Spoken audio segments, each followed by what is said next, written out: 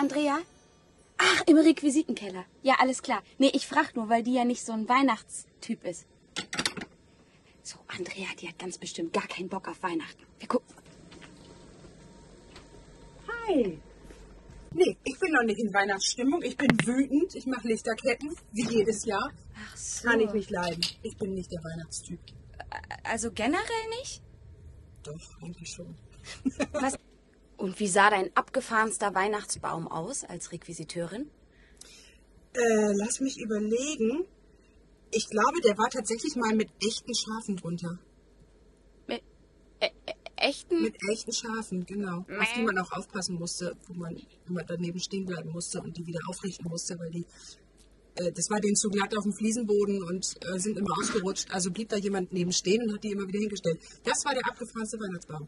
Okay, ich habe wirklich mit allem gerechnet, aber gut. Mit echten Schafen. Mit echten Schafen. Ja, Lämmer. natürlich, Lämmer.